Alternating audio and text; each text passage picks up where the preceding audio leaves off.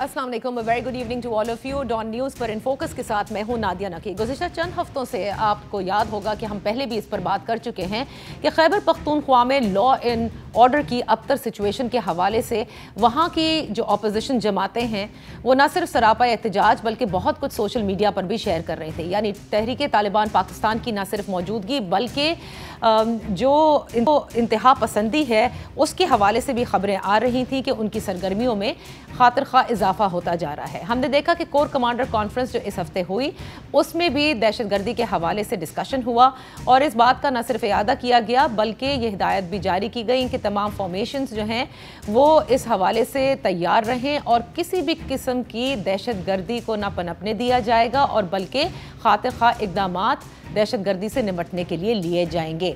अब बात करते हैं हम तहरीक तालिबान पाकिस्तान के हवाले से। तहरीक तालिबान पाकिस्तान की मौजूदगी क्या वाकई खैबर पख्तूनख्वा में इस हद तक बढ़ चुकी है जो कि इस वक्त आप कहें कि खैबर पख्तूनख्वा की जो पुलिस है या जो सिक्योरिटी फोर्सेस है वहाँ से वो कंट्रोल नहीं कर पा रही हैं। और दूसरी जो सबसे इम्पॉर्टेंट बात है, क्योंकि UN की जनरल असम्बली में शहबाज शरीफ साहब ने जो स्पीच दी उसके हवाले से भी बड़े सवालात उठाए गए कि क्या अफगानिस्तान से दहशतगर्दी के जो खतरात हैं वो पाकिस्तान को आज भी लाहक हैं या नहीं। इन फोकस हैं फॉर्मर एम्बेसडर मंसूर अहमद खान साहब जिन्हें 2020 में अफगानिस्तान में बतौर सफ़ीर तैनात किया गया था।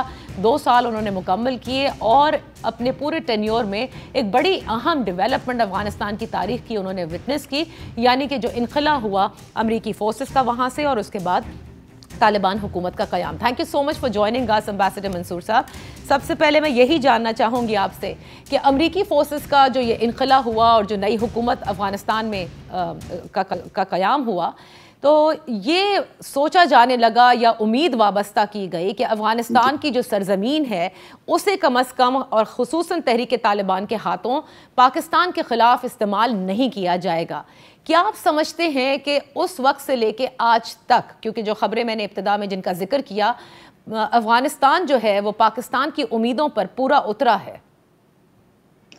देखिए, बहुत शुक्रिया। सबसे पहले तो नादिया, मैं आपका बहुत मशकूर हूँ, डॉन न्यूज़ का बहुत मशकूर हूँ कि आपने मुझे ये मौका दिया इस इंटरव्यू के लिए। मैंने जो अफगानिस्तान में 2 साल का ये अरसा गुजारा है, बहुत ही अहम डेवलपमेंट्स हुई जिनका आपने जिक्र भी किया।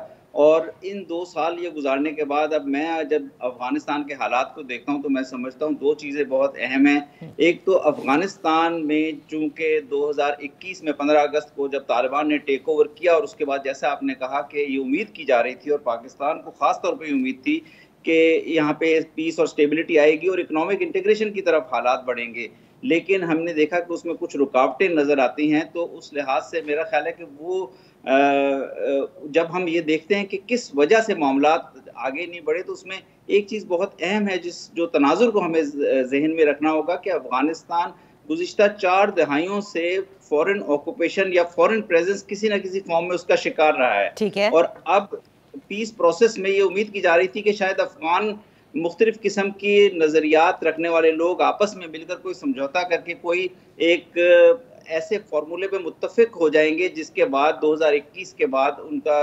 फॉरेन फोर्सेस निकलने के बाद, US और नेटो के निकलने के बाद कोई पॉलिटिकल प्रोसेस के ऊपर कंसेंसस हो जाएगा, लेकिन वो नहीं हो सका। और अफगान तालिबान ने टेक ओवर किया, फिर अफगान तालिबान की हुकूमत जो बनी, अफगान इंटरिम गवर्नमेंट, इसके साथ भी डायलॉग में बड़ी उम्मीदें वाबस्ता थी और हैं कि वो कुछ मामलात पर आगे बढ़ेंगे। अब 2 किस्म के इशूज़ को अफगानिस्तान में एक सामना है। एक तो जैसे इंक्लूसिविटी और ह्यूमन राइट्स के इशूज़ हैं, सही। वो अफगानिस्तान के इंटरनल इशूज़ हैं, लेकिन उसमें चूँकि अफगानिस्तान के हमसायों का, अफगानिस्तान के रीजन का और इंटरनेशनल कम्युनिटी की भी कुछ एक्सपेक्टेशंस हैं, तो उसमें मेरा ख्याल है अफगानिस्तान को, अफगान हुकूमत को, अफगान इंस्टीट्यूशंस को, अफगान सोसाइटी को कुछ एक्शंस लेना होंगे, कुछ आगे बढ़ना होगा। अच्छा। लेकिन दूसरे किस्म के इश्यूज जो आपने अपने इब्तिदाइये में भी एक्सप्लेन किए वो भी बहुत अहम है कि अफगानिस्तान चूँकि गुज़िश्ता 4 दहाइयों से इंस्टेबिलिटी का शिकार रहा है और वहाँ पे टेररिस्ट ग्रुप्स की प्रेजेंस रही है और हम जिस टेररिज्म से अफेक्ट होते रहे हैं जिसमें TTP है या बलोच इंसर्जेंसी है, तो उसके जो असरात हैं पाकिस्तान पर या इसी तरह अफगानिस्तान के साथ जो दीगर ममालिक के बॉर्डर्स लगते हैं उनके साथ भी इसी तरह के ग्रुप हैं।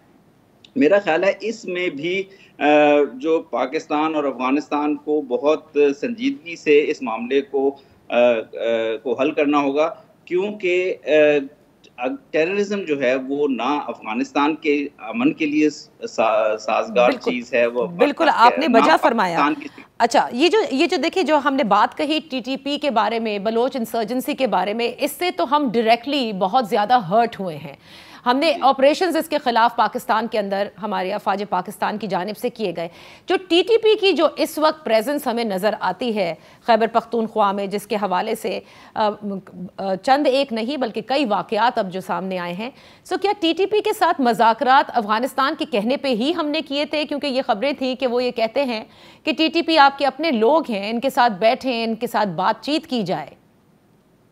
देखिए, गुज़िश्ता कई साल से आपको पता है कि अफगानिस्तान में मुख्तलिफ किस्म के टेररिस्ट ग्रुप्स की प्रेजेंस रही है, और उस वक्त तालिबान की हुकूमत आने से पहले ख़ास तौर पर बहुत से ममालिक एक पाकिस्तान मुखालिफ एजेंडे पर वहाँ पर टीटीपी या इस किस्म के टेररिस्ट ग्रुप की सपोर्ट कर रहे थे। हम सब उसको जानते हैं, और इसीलिए पाकिस्तान की हमेशा ये तवक्को रही है और मुतालबा रहा है मुख्तलिफ अफगान हुकूमतों से कि इस किस्म के ग्रुप्स के खिलाफ एक्शन लिया जाए, क्योंकि पाकिस्तान और अफगानिस्तान का बॉर्डर पोरस है और इसके दोनों अतराफ जो लोग बसते हैं वो आपस में कनेक्टेड हैं, आपस में रिलेटेड हैं, और वो मूव करते हैं बॉर्डर से बहुत रेगुलर बेसिस पर।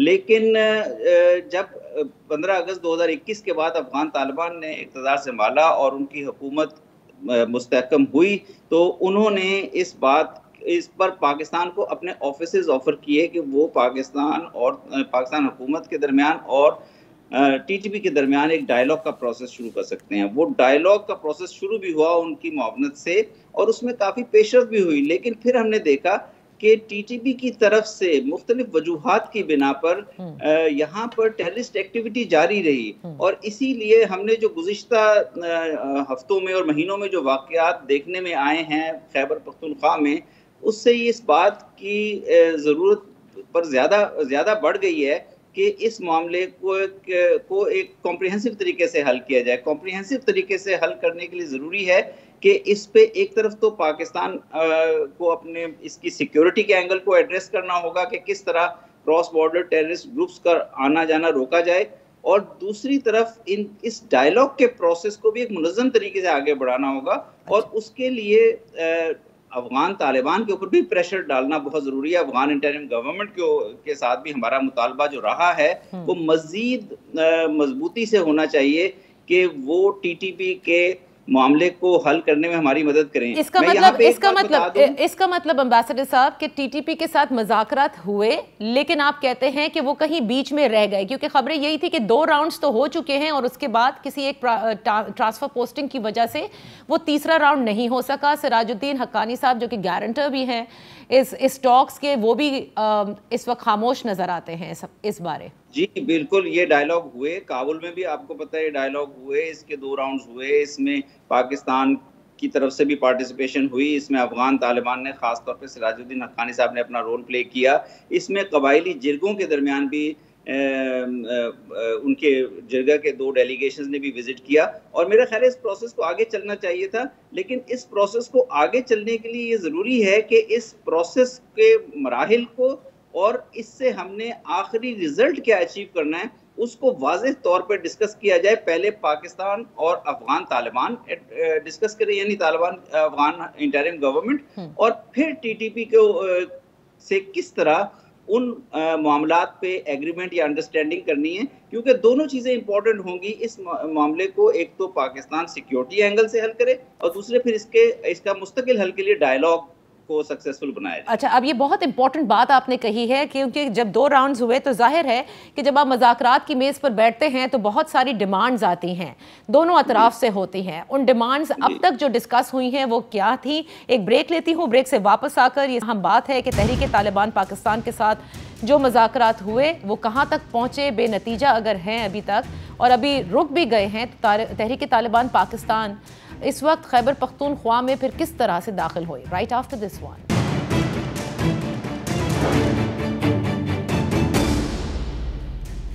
Welcome back. Former ambassador Mansoor Ahmad Khan साहब हमारे साथ हैं।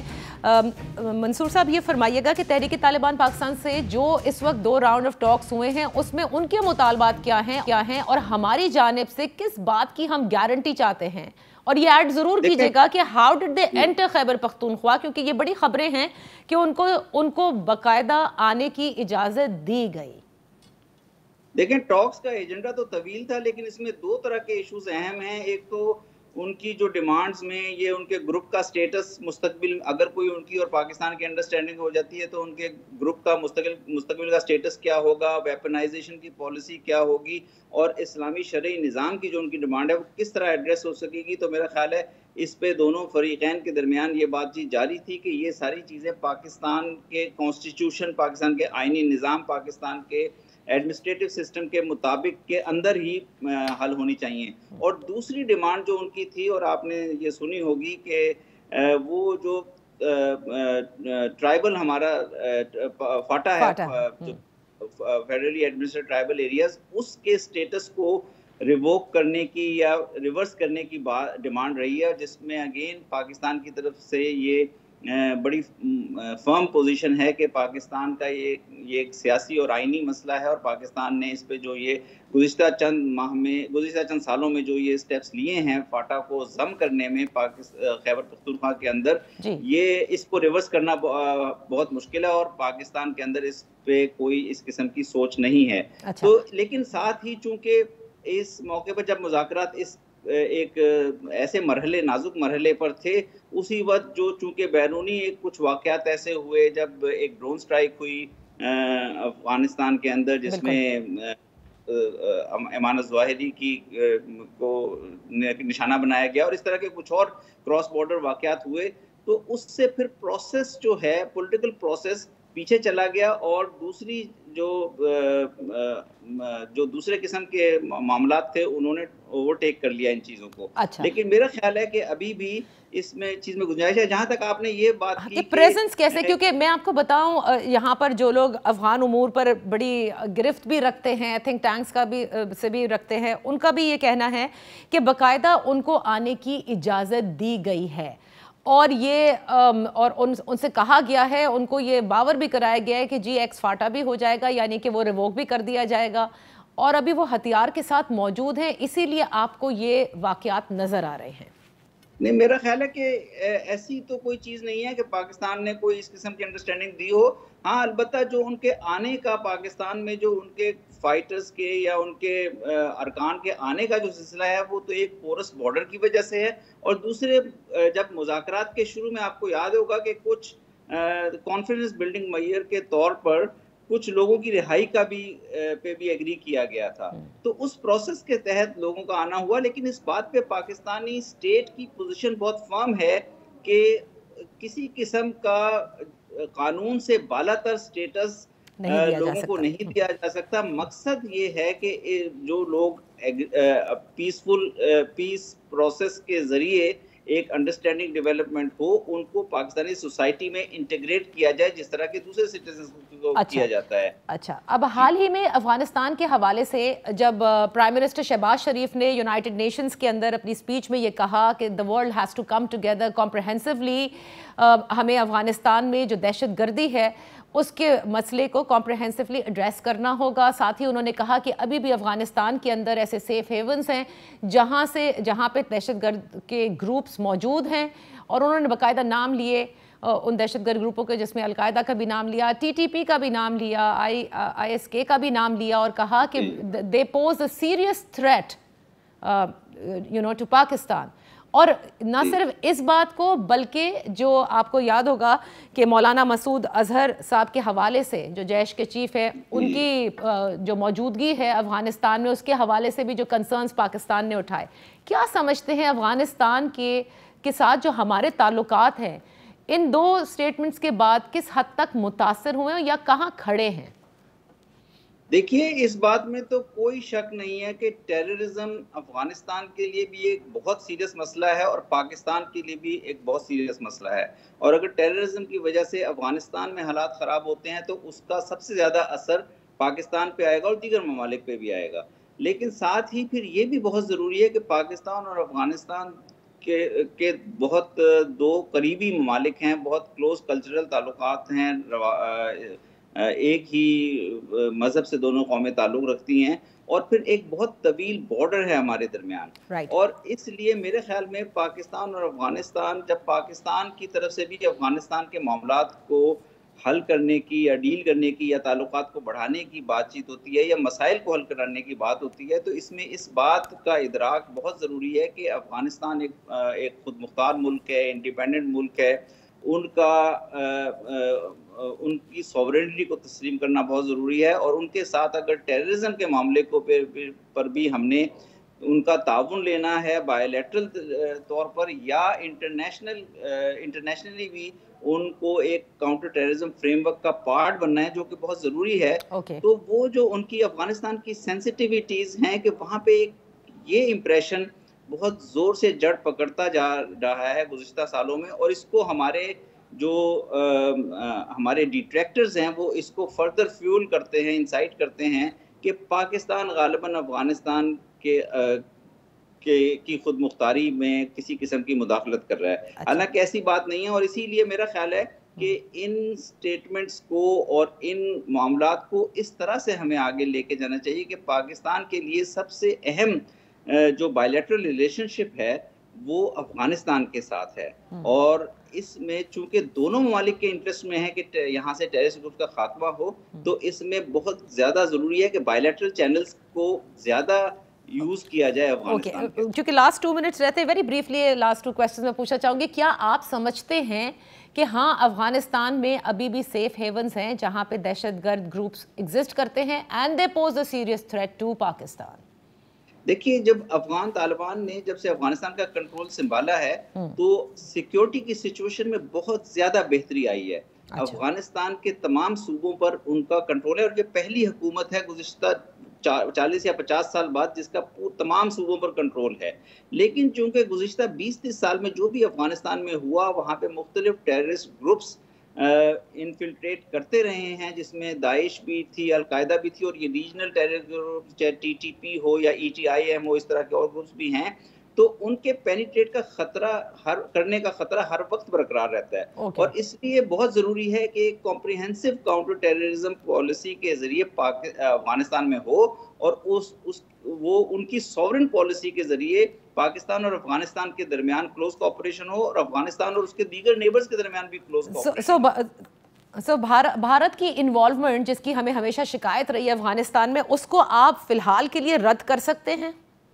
जी देखिए, इंडिया की जो इन्वॉल्वमेंट रही है अफगानिस्तान में गुज़िश्ता 10, 12, 15 सालों में, अब इंडिया ने हमेशा ये कोशिश की इन सालों में कि अफगानिस्तान और पाकिस्तान के ताल्लुकात डिस्टेबलाइज हों, पाकिस्तान और अफगानिस्तान का बॉर्डर डिस्टेबलाइज हो और इससे भी बढ़कर ये कि रीजनल इकोनॉमिक इंटीग्रेशन या रीजनल कनेक्टिविटी को भी सैबोटाज करने की इंडिया ने बहुत कोशिश की। और इसीलिए आप देखें जो इस रीजन की सबसे फ़ाल ऑर्गेनाइजेशन होनी चाहिए, रीजनल ऑर्गेनाइजेशन SAARC, उसके फ़ाल ना होने में भी सबसे बड़ा किरदार इंडिया ने अदा किया है। पाकिस्तान उम्मीद रखता है कि इंडिया अगर अब इस नए फेज में जहाँ पे अफगानिस्तान को पीस स्टेबिलिटी की जरूरत है पॉलिटिकल प्रोसेस के जरिए, अगर इकोनॉमिक इंटीग्रेशन को प्रमोट करने की कोशिश करे तो तमाम रीजन के लिए बेहतर हो। लास्ट सवाल एंड ओनली 30 सेकंड्स लेफ्ट, क्योंकि you are a diplomat and nobody else can answer this question well. Cipher का बड़ा जिक्र है। साबिक वज़ीर आज़म ने गुज़िश्ता रोज़ एक इंटरव्यू में कहा है कि जो कॉपी उनके पास थी वो कहाँ चली गई, गुम हो गई, गायब हो गई। क्या उसके गायब होना वाकई सीक्रेट एक्ट्स की खिलाफ वर्जी में ज़ुमरे में आता है?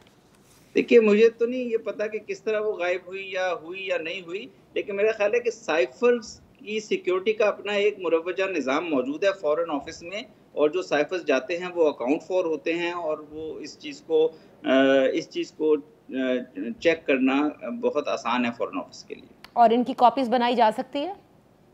नहीं, साइफर की देखें, जो साइफर हैं उनकी कॉपीज तो बिल्कुल गैर कानूनी है बनाना और वो बनाई नहीं जा सकती। और इनको कॉपीज साइफर को या साइफर के ट्रांसक्रिप्ट्स को डील करने का अपना एक मुरव्वजा तरीका मौजूद है और उस तरीके को देखा जा सकता है फॉरेन ऑफिस में और पाकिस्तान के सिक्योरिटी के निज़ाम में। Even if they are declassified तब भी उनकी कॉपी नहीं बनाई जा सकती? नहीं देखिए, जो साइफर के जो मंदरजात हैं उनको कन्वे किया जाता है ट्रांसक्रिप्ट्स के जरिए, तो वो उसका एक तरीका मौजूद है। लेकिन ये मेरा ख्याल है कि ये तो जो इंस्टीट्यूशंस इन्वॉल्व हैं वही बता सकते हैं कि इसमें क्या सिचुएशन है। बहुत बहुत शुक्रिया, thank you so much for joining. Ambassador Mansoor Ahmad Khan साहब, तहरीक तालिबान पाकिस्तान के साथ मुज़ाकरात होने चाहिए कहते हैं, ताकि ये ज़रूरी है कि एक सिक्योरिटी एस्पेक्ट भी है इसका, और इसके साथ साथ जो फ्रेमवर्क है काउंटर टेररिज्म का, उसमें हमें अफगानिस्तान के साथ मिल कर के काम करना होगा और रीजन को भी काम करना होगा। एक छोटी सी ब्रेक से जब हम वापस आएंगे, खैबर पख्तूनख्वा के सूबाई सदर जो हैं एमल वली खान साहब हमारे साथ होंगे।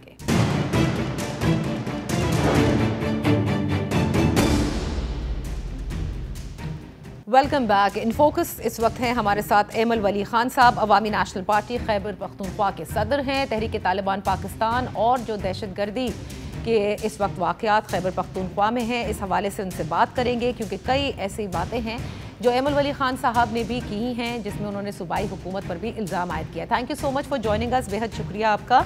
एमल वली खान साहब, सबसे पहले तो ज़रा जो ग्राउंड सिचुएशन है वो बताइएगा, क्या आप समझते हैं कि तहरीक तालिबान पाकिस्तान की प्रेजेंस खैबर पख्तूनख्वा में और जितनी भी ये वाक़यात रूनुमा हो रहे हैं वो इस हद तक पहुँच चुके हैं कि जहाँ पर जिसे कहते हैं ना तशवीश भी होती है और शायद कंट्रोल से बाहर जाने का खदशा है, या जा चुके हैं?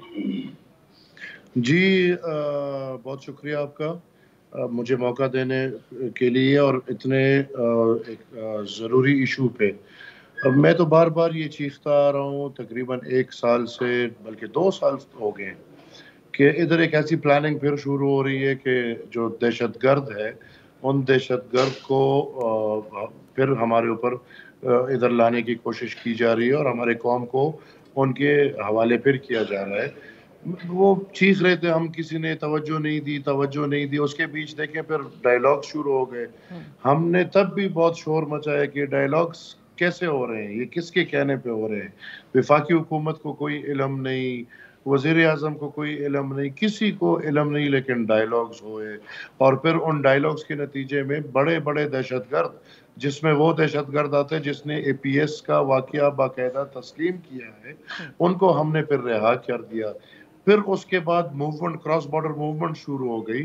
तो हमारे ये सवाल हमने बार बार उठाए। फिर जब इधर लोग आ गए, मैंने फिर बार बार ये सवाल भी उठाया कि हमारी हुकूमत बाकायदा, अब मैं बत्ते तो नहीं दूंगा लेकिन अब मैं चंदे बोलूँगा, बाकायदा चंदे की सूरत में तो उनको पैसे देने लगी, और उसमें वज़ीर आला ने दिए हैं, वज़रा ने दिए हैं, गवर्नर्स ने दिए हैं। ये बड़े संगीन इल्ज़ाम हैं एमल वली खान साहब, और मैंने पहले आपको इसलिए आपकी बात मुकम्मल होने दी क्योंकि बहुत सारी चीज़ें आपने अपनी इस जवाब में दी हैं। सबसे पहले तो मुझे बताइए, आपने कहा 1-2 साल से प्लानिंग की जा रही है दहशतगर्दों को वापस बुलाने की। नंबर 1, प्लानिंग कौन कर रहा है आपके नज़दीक? और जो दूसरी बात आप ये कह रहे हैं कि मज़ाकरात का इल्म नहीं, जाहिर है कि आप इस मौजूदा हुकूमत जो कोएलिशन गवर्नमेंट है इसका हिस्सा भी हैं। अभी आपसे कबल एम्बेसडर मंसूर अहमद खान साहब हमारे साथ थे, उन्होंने कहा बिल्कुल हुए 2 राउंड ऑफ टॉक्स, और अभी वो एक तरह से जिसे कहते हैं कि तीसरा राउंड नहीं हो सका। लेकिन जो TTP की मौजूदगी है खैबर पख्तूनख्वा में, उन्होंने कहा इनिशियली जो कॉन्फिडेंस बिल्डिंग मेजर्स होते हैं उसमें जिन लोगों को रिलीज़ किया गया उनको आने भी दिया गया, और बाकी पोरस बॉर्डर का उन्होंने जिक्र किया कि वहाँ से तो आपको पता है कि इस तरह की मूवमेंट रहती है। देखिए, नॉर्मली अगर वो मूवमेंट रहे तो फिर भी ठीक है, लेकिन जब हमने फेंस लगा लिया और हम ये क्लेम कर रहे हैं कि हमने बॉर्डर को सिक्योर कर लिया, तो फिर ये मूवमेंट्स मेरे ख्याल में एक सवालिया निशान बनती हैं। और भी दूसरी बात ये है कि जो मतलब प्लानिंग कौन करता है। देखें, आपको तो समझ है, ये जो सारा गेम है ये एक इंटरनेशनल लेवल का गेम है। अफगानिस्तान में किसने प्लान किया है, कौन लेकर आया तालिब को, दहशतगर्द को? क्या अमेरिका नहीं लेकर आई? क्या ये बात वाज़ेह नहीं है कि या अफगानिस्तान ने गुलामी की जंजीरें तोड़ दी कि नहीं? अमेरिका ने अपने गुलामी का एक नया तर्ज लेकर आ गए हैं, तो तालिबान को तो वही लोग लेकर आए हैं, उन्हीं लोगों ने छोड़ दिया, एक सेटअप को छोड़ के एक दूसरा सेटअप उधर ले आया। और हम चीख रहे थे कि अगर अफगानिस्तान में TTA जो है, अगर वो इस तरह के पोजीशन में आता है तो जो TTP है वो फिर उससे ऑब्वियसली बहुत फ़ायदा उठाने की कोशिश करेगी। तो इसमें मेरे ख्याल में लूप होल्स हैं, और जिसने किए, जिसने जरगे किए, इनके जवाब तो मेरे ख्याल में उनको देने चाहिए कि ये क्या हुआ है, क्या मुआहदे हुए हैं, क्या बात हुई है, किस तरह लोग आए हैं, किस तरह लोगों को छोड़ा गया है, ये किस बात पे सब हुआ है। अच्छा, लेकिन जिन तर्जुमान का आपने जिक्र किया ना बैरिस्टर सैफ का, वो कहते हैं कि जो नेशनलिस्ट जमात है और यकीनन उनका जो इशारा है वो आपकी तरफ है, वो कहते हैं आप लोग सोशल मीडिया पे इसको बड़ा बढ़ा चढ़ा कर बता रहे हैं टीटीपी की मौजूदगी को और दहशतगर्दी के हवाले से, जबकि एवरीथिंग इज अंडर कंट्रोल और ऐसी कोई बात नहीं है। मुझे तो समझ नहीं आ रही। देखिए, हम बढ़ा चढ़ा के अगर हम बोल रहे हैं तो अल्हम्दुलिल्लाह, अल्लाह खैर करे। पिछले दौर में तो हमने ये सब झेला है, लेकिन ये जो पीटीआई का एक एमपीए मरते मरते बचा है और उसके 2 भतीजे शहीद हुए हैं, इसको किसने मारा है? दूसरा ये साबिक अमन कमेटी, इसके अलावा जो अगवा हुए, ये तो सारे वाक़यात हैं। और जो फिर ये स्वात में बाकायदा मटा में जो इनके वजीर आला साहब का अपना इलाका है, वहां पे दहशतगर्दों ने अपने बाकायदा बैरियर्स लगा लिए। ये देखें, ये पता नहीं कौन सी अजीब कौम है हम पे मुसल्लत हो गई है। ये मस्खरे करने वाले लोग हैं। ये वजीर मौसूफ कल इसका पता भी नहीं चलेगा, इसका ना कोई माजी है ना कोई मुस्तकबिल है। ये तो बेचारा गुलामी कर करके सेनेटर बन गया और फिर उन्हीं गुलामियों के नतीजे में हमें नहीं पता कि ये किस हैसियत में इधर आके बैठा हुआ है, ये किस हैसियत में तर्जुमान बना हुआ है। ये तो पीटीआई का भी नहीं है, मैंने तो पहले वजाहत कर दी। इसको तो बस यही गुलामी की हैसियत है और इसी गुलामी की हैसियत में ये तर्जुमान बना हुआ है, वरना ये यूनियन काउंसिल का सीट भी नहीं जीत सकता। लेकिन बदकिस्मती से हमारे पाकिस्तान में जमहूरियत को इन्हीं लोगों के थ्रू खराब किया गया। फिर बेहतरीन अंजाम भी, इंतकाम भी जमहूरियत ही लेती है, इनको भी पता चल जाए। एक इल्ज़ाम आपने और एमल वली साहब, जो अभी आपने अपनी बात में इब्तिदा में भी कहा और इसके अलावा आपने 24 सितंबर if I am not mistaken उस दिन भी आपने ये कहा था कि जो जिरगे हो रहे हैं खैबर पख्तूनख्वा में, उसमें बाकायदा जो सूबाई हुकूमत है वो दहशतगर्दों को रिलीज हो जाते हैं जिरगों के फैसले में और वो उनको फंड भी दे रही है। मतलब क्यों सूबाई हुकूमत ये काम करेगी? क्योंकि दहशतगर्दी से निमटना कोई आसान काम नहीं है और खैबर पख्तूनख्वा सूबे ने बहुत ज़्यादा सफ़र भी किया है। और फिर ऑफ कोर्स अगर आउट ऑफ कंट्रोल कोई चीज़ होती है तो नाम तो फिर पीटीआई का ही ख़राब होगा ना। देखिए जी, पीटीआई का नाम खराब या ठीक छोड़ दें, ये तो किराए के लोग हैं। किराए के लोग जब आते हैं, किराएदार, उसको कोई घर की फिक्र नहीं होती। हमेशा घर की फिक्र मालिक को होती है। ये तो किराएदार है, मियाँ वाली का किराएदार, पख्तूनख्वा पे इसको ठेका दिया हुआ है, कल का इसका पता नहीं है, बच्चे इसके लंदन में बैठे हुए हैं, उसको कोई परवाह नहीं। उसको जो पॉलिसी दी जा रही है, पख्तूनख्वा हुकूमत, मैं वाजे कर दूं कि एक गुलाम हुकूमत है। लेकिन ये सब काम हुए हैं और ये झूठ बोलते हैं। इनका ये इमरान मदारी से लेके ये आखिरी बंदे तक, ये सब सिर्फ झूठ बोलते हैं। झूठ के अलावा इनका कोई और काम नहीं है। तो अच्छा, बिल्कुल आप तो खैर मान नहीं रहे, लेकिन खैबर पख्तूनख्वा की तारीख है भाई कि दूसरी मर्तबा पाकिस्तान तहरीक इंसाफ को आखिर उन्होंने बैलेट के जरिए भेजा ना। मतलब इन रो 2 गवर्नमेंट्स पीटीआई की। I am extremely sorry. पहला गवर्नमेंट 2013 में अगर पीटीआई का आया है तो तहरीक तालिबान पाकिस्तान ने बाकायदा ऐलान किया था कि वोट आपने देने पीटीआई को, अगर आपने नहीं दिया तो हम आपको मारेंगे। कैंपेन हो रहा था, लोग कैंपेन कर रहे थे, हमारे ऊपर धमाके हो रहे थे। और दूसरा तो दुनिया को वाज़ेह है कि उनको फैज़याब करा के उधर पहुंच जाए। ये तारीख में सच भी लोग लिखेंगे और बीबी सच्ची तारीख यही है। ये लोग 2 टके की नहीं है। ये इनके क्या लोटों को इकट्ठा करके किसने इकट्ठा किया आज हमें नहीं पता क्या। इनको किसने इलेक्शन जितवाया हमें नहीं पता क्या। तो जो हकीकत है उससे हम मुंह नहीं हटा सकते। मैं एक छोटी सी ब्रेक ले रही हूँ, ब्रेक से वापस आए। खैबर पख्तूनख्वा ANP के सदर एमल वली खान साहब से हम बात कर रहे हैं।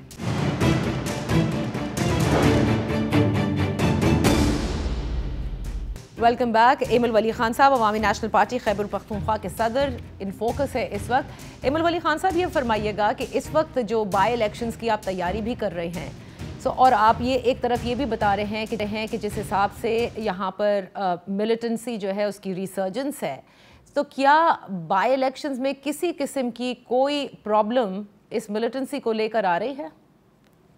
देखिए, मेरे हल्के में मेरे घर के करीब पुलिस स्टेशन पे एक धमाका हुआ था। लेकिन हमें, अब मैं ये बताऊं, हम बदकिस्मत लोग हैं ये मिलिटेंसी के हम मतलब कि हमारे कौम पे ये 50 साल से ये जंग मुसल्लत है, तो ये अब आम है। हमें मतलब हम हर वक्त इसके लिए तैयार हैं, आज भी तैयार हैं, कल भी तैयार है। हम घर से निकलते हैं तो ये तैयारी होती है कि कहीं ना कहीं ऐसा कुछ होगा, क्योंकि जहाँ पे बंदूक का रोजगार होता है और आप अमन की बात करते हैं तो आप पे बहुत बड़ा खतरा लागू होता है। लेकिन इंशाल्लाह हम ये दुआ करते हैं कि बस अल्लाह ना करे एक दो बातें, एक तो इलेक्शन अब कम से कम अपने वक्त पे हो जाए, और दूसरा ये जो मदारी साहब है अल्लाह ना करे कि ये इलेक्शन से पहले कोई डिस्क्वालीफाई हो या क्या हो। इसको पता चल जाएगा इस दफ़ा इंशाल्लाह जो हो रहा है, what's cooking over here, you will get to know. अच्छा, तो मुझे ये भी बताइएगा कि क्योंकि ज़ाहिर है इस कोalition गवर्नमेंट के हवाले से भी बड़ी बातें हैं और नवंबर के हवाले से भी बड़ी बातें हैं, आप क्या देख रहे हैं? क्या early elections on the cards आपको नज़र आते हैं, या आप समझ रहे हैं कि पूरी मतलब माशी हालात जो है वो इसहाक डार साहब इस तरह से संभाल लेंगे कि असम्बलियाँ जो हैं वो मुद्दत पूरी करेंगी? देखिए, मुआशी हालात तो इन लोगों ने तबाही की तरफ लगा लिए थे, और अब उस तबाही की तरफ से वापस लेकर आना obviously it's a tough mission, और इंशाल्लाह हम उम्मीद करते हैं कि वो माशी हालात बेहतर होंगे। एनी हाउ माशी हालात जो भी चलेंगे, इंशाल्लाह ये इख्तियार वज़ीर आज़म का है। नवंबर में यही वज़ीर आज़म साहब होंगे, और यही वज़ीर आज़म साहब इंशाल्लाह मौजूदा आर्मी चीफ साहब के सलाह और मशवरे के बुनियाद पे सब इत्तेहादी से मशवरा करके एक नए चीफ का ऐलान करेंगे, और इंशाल्लाह ये हुकूमत वक्त भी पूरा करेगी। अगले अक्टूबर में इंशाल्लाह इंतखाबात होंगे। अगले अक्टूबर में आप कह रहे हैं इंतखाबात होंगे। ये भी बताइएगा एमएल वली खान साहब कि जो इमरान खान साहब ने लॉन्ग मार्च के हवाले से कहा कि वो लॉन्ग मार्च की कॉल, बल्कि अब तो वो बार बार कहते हैं कि बस एक दिन का इंतज़ार है, तारीख की वो अनाउंसमेंट करेंगे और फिर लोग वो इकट्ठा करेंगे और इस्लामाबाद की तरफ आएंगे। आप ये होता देख रहे हैं, और क्या खैबर पख्तूनख्वा में आज भी इमरान खान साहब की इतनी फॉलोइंग आपको नज़र आती है? जी, फॉलोइंग तो ये है कि मेरे चारसदा में जलसा किए तकरीबन 5-6 अजला के लोग आए और कोई टोटल 3-4 हज़ार लोग थे। अब हुकूमत उनको दी गई है, वो हुकूमत का ऑब्वियसली कुछ असर पड़ेगा, अदरवाइज अवाम बेजार आ चुकी है इस मदारी से। दूसरी बात आपने जो की इस्लामाबाद, इसके पास वो मोमेंटम नहीं बन रहा। अगर वो मोमेंटम बन रहा होता तो ये अभी तक इस्लामाबाद जा चुका होता। लेकिन ये जो बार बार तारीख पे तारीख, तारीख पे तारीख, तारीख पे तारीख, इसकी तारीखें भी पाकिस्तान अदालत वाली तारीखें हो गई हैं, वो ख़त्म होने को नहीं आ रही बाप। और ये जिस दिन तारीख देंगे, मैंने ये बाकायदा अवामी नेशनल पार्टी के सूबाई सदर होने के नाते मैंने ये ऐलान किया है कि जिस दिन इसने कोशिश की अब कि ये इस्लामाबाद पे यरगमाली के तौर पे जाएगा, अवामी नेशनल पार्टी पुख्तनख्वा में इसके रास्ते रोकेंगी और इसको इस्लामाबाद नहीं जाने देंगे। मैं आपसे आखिर में अपने उसी जो हमारा सबसे अहम मौजू है उस पर एक चीज़ ज़रूर पूछना चाहूँगी। क्या अवामी नेशनल पार्टी ये समझती है कि तहरीक तालिबान पाकिस्तान के साथ मुज़ाकरात होने चाहिए? जी, मेरे ख्याल में मुज़ाकरात अगर वो मानते हैं, क्योंकि तारीख़ गवाह है कि तहरीक तालिबान पाकिस्तान ने आज तक एक भी जरगा, एक भी मुज़ाकरात पे अमल नहीं किया। हम फिर भी जंग नहीं चाहते, हम बिल्कुल जंग नहीं चाहते। हम बार बार ये कहेंगे कि हम जंग फसाद नहीं चाहते। अगर वो लोग बंदूक गिराते हैं, एक आम शहरी की तरह ज़िंदगी गुजारते हैं, सौ बिस्मिल्लाह। अदरवाइज़ वो दुश्मन है इस कौम के। वहाँ उन्होंने हमारे बच्चे शहीद किए, उन्होंने हमारी औरतें शहीद की, हमारी माएँ बहनें शहीद किए, हमारे बूढ़े बूढ़े बाप शहीद किए। उन्होंने APS में हमारे छोटे छोटे बच्चों को ऐसे मारा है जैसे इंसान जानवर को नहीं मार सकता। तो अब उस कौम को भी आपने आपका ही कौम है, अगर आप कहते हैं कि ये पुख्तून पाकिस्तानी हैं, तो इन पाकिस्तानियों का भी फिर आपको ख्याल करना पड़ेगा जो हज़ारों लाखों की तादाद में कुर्बानियाँ दे चुके हैं अपने मुल्क की खातिर। तो जो लोग ये मतलब कि मैं बिल्कुल साथ देने को तैयार हूँ, लेकिन बीबी मेरी ये बात याद रखिएगा, तालिबान ने आज तक एक भी जरगे पे अमल नहीं। बहुत बहुत शुक्रिया एमएल वली खान साहब हमारे साथ हिस्सा से। That's all for now. अपना ख्याल रखिएगा। अल्लाह हाफ़िज़।